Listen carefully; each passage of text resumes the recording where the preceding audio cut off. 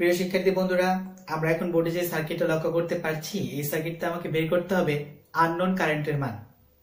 এখানে unknown current আছে তিনটি, একটা I1, I2 এবং I3, এবং আরো বের করতে হবে VS অর্থাৎ সোর্স ভোল্টেজ কত। এটা বের করতে হলে প্রথমে আমি এটা বিভিন্ন নোডের নাম দিয়ে নিই।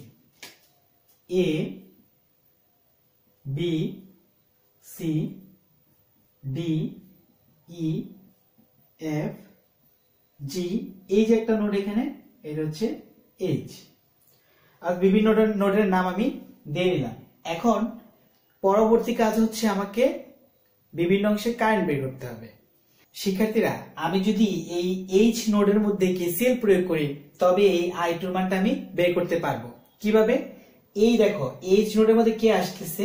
H নোডের মধ্যে আসতেছে I2, আরো আসতেছে শুধু 2 এম্পিয়ার, আরো আসতেছে 1 এম্পিয়ার।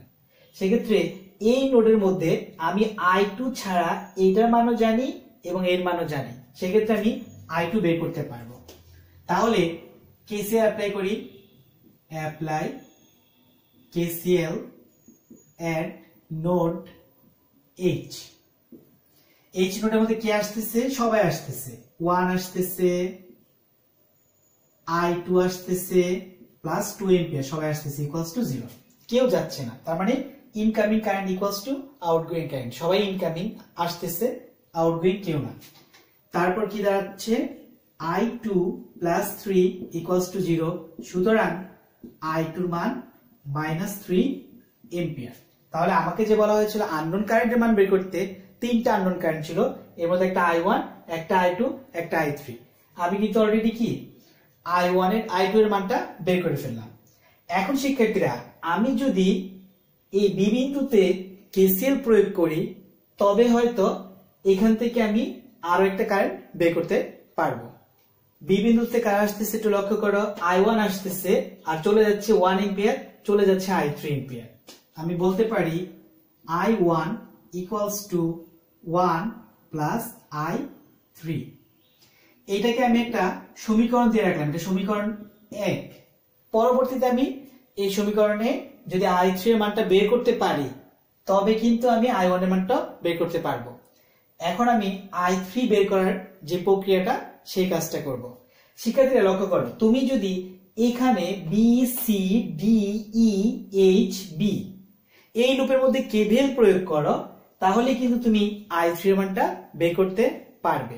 তাহলে আমি প্রথমেই কাজটা করব, এইটুকুর মধ্যে KVL প্রয়োগ করব। লুপটার নাম হচ্ছে B, C, D, E, H আবার B। অনেক বড় একটা লুপ, তাই না? এখন আমি এইটার যে প্রত্যেকটা রেজিস্ট্যান্স তার প্লাস মাইনাসটা একটু দেই। কারণ যেহেতু এদিকে আসতেছে, তার মানে এটা হচ্ছে আমার জন্য পজিটিভ প্রান্ত, এটা আমার জন্য নেগেটিভ প্রান্ত। এরপর কারেন্ট এটা উপরের দিকে যাচ্ছে, এটা আমার জন্য পজিটিভ, এটা আমার জন্য নেগেটিভ। কারণ এদিক থেকে নিচের দিকে যাচ্ছে, তার মানে এইটা পজিটিভ, এইটা নেগেটিভ। তার মানে কারেন্ট যে দিক দিয়ে ঢুকে সেটা পজিটিভ, আর কারেন্ট যে দিক দিয়ে বেরিয়ে যায় সে নেগেটিভ। কারেন্ট ঢুকতেছে এই দিক দিয়ে, তাই এটা পজিটিভ নেগেটিভ।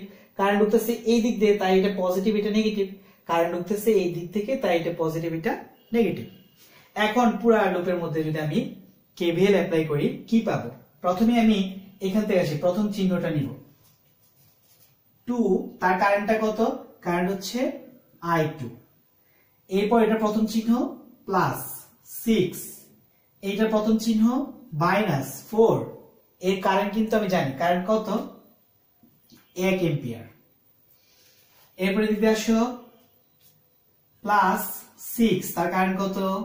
I3। এরপর এটা প্রথম চিহ্ন প্লাস 4 ভোল্ট ইকুয়ালস টু 0। তার মানে এখান থেকে আমি শুরু করে টোটালি এইটুকু পর্যন্ত আসলাম। এখন I2 এর মান কিন্তু আমার জানা, কত?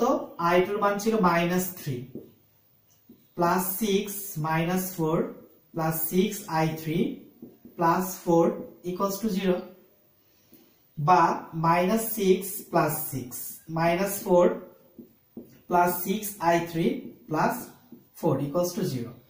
এখন আমি লক্ষ্য করতে পারছি এখানে -6 প্লাস 6 কাটা, -4 প্লাস 4 কাটা।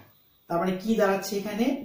I6 I3 equals to 0 সুতরাং I3 ইকুয়ালস টু 0। আমরা কিন্তু এর আগে I2 বের করেছিলাম, তার মান -3 ছিল। এখন কিন্তু I3 বের করলাম, তার মান কত? তার মান হচ্ছে 0। এখন এই I3 মানটা যদি আমি 1 নং যে সমীকরণ রেডি করেছিলাম সেই সমীকরণে বসিয়ে দিই, তবেই কিন্তু আমি I1 এর মানটাও পেয়ে যাব। এইটা কিন্তু আমার 1 নং সমীকরণ ছিল। এখানে আমি I3 এর মানটা বসিয়ে দিই, 1 প্লাস I3 মান ছিল 0, সুতরাং I1 equals to 1 ampere.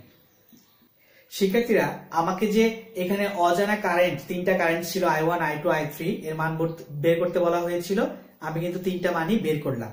I1 হচ্ছে 1 এম্পিয়ার, I2 হচ্ছে -3 এম্পিয়ার এবং I3 মান 0 এম্পিয়ার। এখন আমার একটা কাজ বাকি আছে, সেটা হচ্ছে VS অর্থাৎ সোর্স ভোল্টেজ নির্ণয় করা। এই সোর্স ভোল্টেজ নির্ণয় করতে হলে আমি আউটার যে লুপ, আউটার লুপ বলতে কি A B C D E F G আবার A, এটা হচ্ছে আউটার লুপ অর্থাৎ বাইরের লুপ। এই আউটার লুপের মধ্যে আমি KVL প্রয়োগ করব। KVL প্রয়োগ করার মাধ্যমে এই VS টা নির্ণয় করব।